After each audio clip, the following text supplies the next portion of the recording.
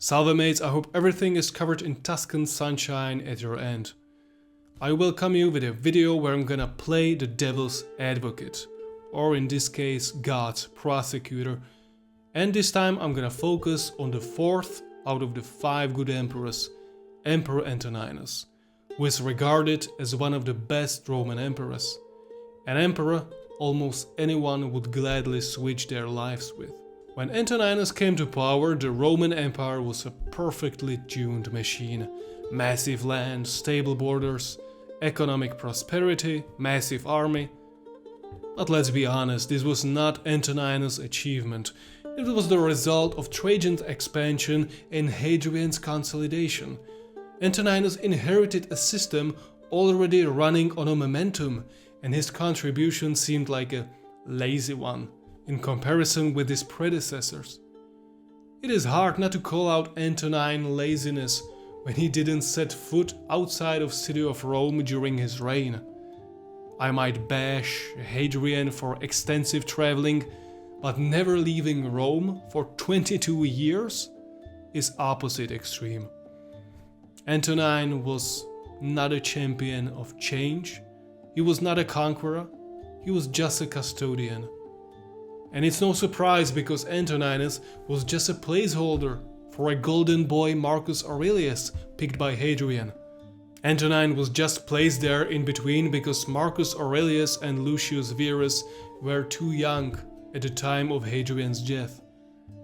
Now all of this laziness would have been justifiable if things didn't turn out bad for his successors.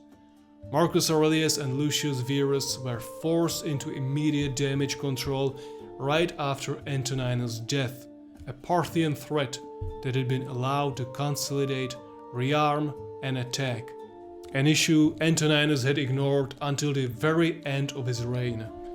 This also opened doors for bloody Marcomannic wars, because Parthian war needed Roman legions from Europe to be transferred to Syria. As for his political achievements, the only one that comes to my mind is Antonin's Wall in Scotland. Strategically unnecessary, logistically fragile, and impossible to hold. It pushed the frontier north into hostile, mountainous land that offered no real defensive advantage, stretched supply lines, and relied on turf and timber instead of stone.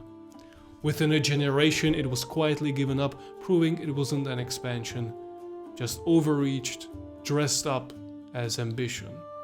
Now let's talk also about his famous nickname, Pious.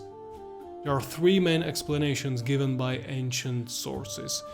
He was supposed to have supported his father-in-law with his hand on his way to the Senate.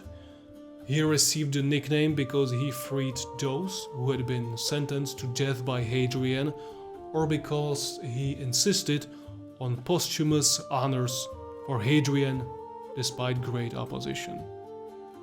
Okay, so let me translate this.